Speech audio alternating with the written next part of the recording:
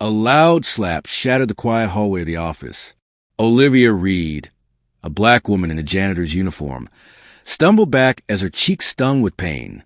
Standing over her was Victor Vance, the white manager, his face twisted with rage. "Know your place. You're nothing here," he spat.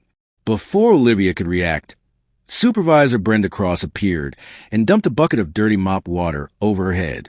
"Maybe now you'll learn some manners," Brenda sneered. But Olivia didn't break. They had no idea who they were dealing with. Olivia Maxwell, age 35, was no ordinary worker. She was a self-made tech mogul worth $200 million. From a tiny apartment to powerful boardrooms, she had fought her way up with no shortcuts, no favors. She built her empire by buying failing companies and turning them into success stories. Her newest project was Pinnacle Cleaners, a business drowning in employee complaints and racial discrimination, especially at one site, Liberty Tower. "Let me see it from the inside," she told her lawyer, Marcus Thorne. 2 weeks undercover. "No one knows who I am." Marcus was uneasy, but Olivia had already made up her mind. So she became Naomi Green, a struggling single mom with a messy job history. Gone were the designer clothes, replaced by thrift store outfits. Her cover story was perfect bait for people like Victor and Brenda. At Liberty Tower, HR barely asked questions before hiring her. Report to Brenda Cross. "Don't be late," Chloe Davis from HR said. Olivia nodded, hiding her true identity behind tired eyes and humble words. The next morning, she entered as part of the invisible class, ignored, underestimated, treated as disposable. Brenda's first words dripped with contempt. "We'll see if you last a week." Then came Victor, tall and smug. "No special treatment for your kind," he said. The words hit Olivia like a blade. It wasn't just racism.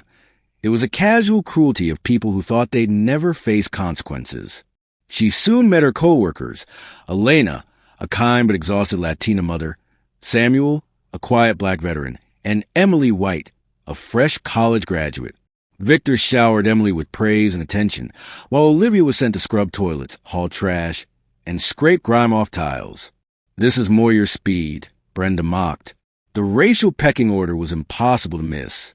Day after day, Olivia endured the abuse. "Your people are used to this," someone muttered. "Hope you're not stealing anything." Her locker was searched every day for security reasons. She stayed silent, but kept records, photos, notes, and recordings. Then came their mistake. Olivia caught Brenda and Victor sneaking expensive supplies, laptops, electronics, into Victor's car. "The new owner won't even notice," Brenda smirked. But Olivia noticed, and she filmed everything. When they realized she had seen them, panic struck. "She saw us," Brenda hissed. Victor's face went pale, then hardened. "We'll say she threatened us. Make her look dangerous. They'll believe us." She looked the part. Olivia's stomach turned. This wasn't just racism. It was a weaponized lie that could destroy her. That night, she made the call. "Sophia, move the introduction meeting to tomorrow. 9 a.m. lock the supply room. And alert security." The next morning, Victor staged a pathetic scene. Messy hair, fake scratches, loud accusations. Brenda wept fake tears into the phone. Aggressive black woman threatening staff. Police rushed in. "Turn around." Officer Jackson ordered as cold handcuffs snapped onto Olivia's wrists. "Finally, someone's taking out the trash," Brenda sneered. But before Olivia could be dragged away, the doors burst open. Marcus Thorne strode in. "This woman is Olivia Maxwell. She owns this building." Silence struck the room like thunder. "What?" Victor gasped. Marcus pressed on. He demanded the officers review the footage. They did, and the truth came out. Victor staging the scratches. Brenda whispering instructions. Olivia doing nothing wrong. The cuffs came off. "You filed a false police report," Officer Miller said coldly. "You'll be hearing from our attorneys." Marcus added with sharp precision. Victor and Brenda stood frozen in shame. But the real blow was still coming. Later that morning, the intercom buzzed. All employees report to the main conference room. Victor smirked, still blind to reality. The new owner will appreciate good management, he told Brenda. She laughed with him, unaware their world was about to collapse. Victor smirked as he whispered to Brenda, "They probably won't even remember what happened yesterday. At least we cleaned house. That Naomi girl? Trash, gone for good." They laughed as they stepped into the conference room, but their laughter died instantly. Every employee was already seated, and at the front of the room stood Olivia, dressed in a sharp blue suit, calm, confident, and very much in control. Victor froze. Brenda's eyes widened. "Good morning," Olivia said evenly. "I'm Olivia Maxwell, the new owner of Pinnacle Cleaners. Before we begin this meeting, I'd like a private word with Victor Vance and Brenda Cross." Gasps filled the room. Emily stared, her jaw dropping. Samuel sat up straighter, his eyes burning with pride. Elena covered her smile with a trembling hand. Victor stumbled backward. "Wait! This must be some mistake."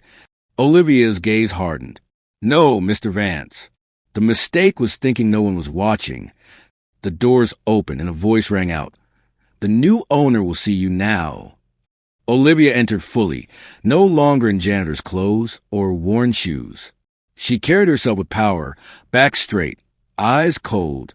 Marcus Thorne followed, with security guards at his side. "Security?" Victor barked, his voice cracking. "The janitor's in the wrong room." Olivia didn't blink. "Hello, Victor." "Hello, Brenda." Silence fell heavy. Marcus stepped forward. "Everyone, meet Olivia Maxwell, the owner of Pinnacle Cleaners in this building." Victor's mouth dropped open. Brenda went pale. "She's just, Brenda stammered. Olivia cut her off. "Say it, Brenda. Say what you thought I was." Victor's voice shook. "This can't be real, you're not." "The only mistake," Olivia said sharply, "was trusting you to run my company." Gasps filled the room. Elena's hand flew to her chest. Samuel straightened, pride in his eyes. Emily's hands trembled. Victor scrambled. "Ms. Maxwell, please. It's a misunderstanding. I was only keeping order." "No," Olivia snapped. "You weren't keeping order. You were keeping white supremacy alive. You assaulted me, humiliated me, and filed false reports, all because you assumed I was beneath you." Brenda stepped forward. "We didn't know who you really were." "Exactly," Olivia shot back. "And that's why you treated me like trash. Because you thought I had no power." Victor's voice cracked again. "This is reverse discrimination." "No, Victor," Olivia said, her voice like steel. "This is justice." She turned to the room. "Victor Vance, Brenda Cross, you're both fired. Effective immediately. Your access is revoked." Victor's face burned red. "You can't do this." "I can, and I already have. I also have proof. The assaults, the slurs, the theft. Over $50,000 in stolen equipment. And the FBI has been watching." At her signal, federal agents walked in. "Victor Vance, Brenda Cross." One agent declared, "You're under arrest for assault, false reporting, theft, and conspiracy to commit fraud." Brenda screamed, "This isn't over. You don't belong here." Olivia's reply was ice. "I own this building. I own 15 more. I'm worth $200 million. You're going to federal prison." As Victor and Brenda were cuffed and dragged out, the room stayed silent. Then Olivia turned to her staff. "No one here will ever be treated like that again," she promised. She looked at Elena. "You showed courage when others stayed quiet. You're our new supervisor. $1,750 salary, full benefits, stock options." Elena gasped, covering her mouth as tears filled her eyes. "Samuel," Olivia continued, "your quiet strength kept others going. You're assistant manager now. $85,000 salary, veteran benefits, and a bonus." Samuel blinked, speechless. She turned to Emily. "You hesitated, but you spoke up when it counted. You lead HR. Your MBA will be fully funded by us. And you'll enforce strict anti-discrimination policies. Be the change." Olivia then laid out sweeping reforms. A 40% wage increase, full health care, paid vacation and sick leave, family leave, profit sharing, anonymous reporting, whistleblower protection, mandatory anti-racism training, outside audits, and a victim support fund. This company will not just clean buildings, she said. It will show the world how people should be treated. 6 months later, Pinnacle Cleaners had transformed. Liberty Tower became a national model for workplace equality. Turnover dropped, productivity soared, and workers felt pride in their jobs. Victor and Brenda were convicted. 5 years each for theft, assault, and conspiracy. Their mugshots made headlines as examples of workplace racism finally exposed. Olivia's story spread nationwide. She testified before Congress, spoke at universities, and appeared on major news outlets. But her greatest reward was quieter. One afternoon, Elena approached her with tears in her eyes. "My daughter got into college, and now I can afford to send her. You didn't just change our jobs, Miss Maxwell. You changed our lives." Olivia smiled softly. That was the real legacy. She had gone undercover, endured cruelty, and come out not just as a CEO, but as a protector, a builder of justice, a leader unafraid to stand up for the powerless. The woman they tried to humiliate had become the woman who made sure it would never happen again. And that, Olivia knew, was true power.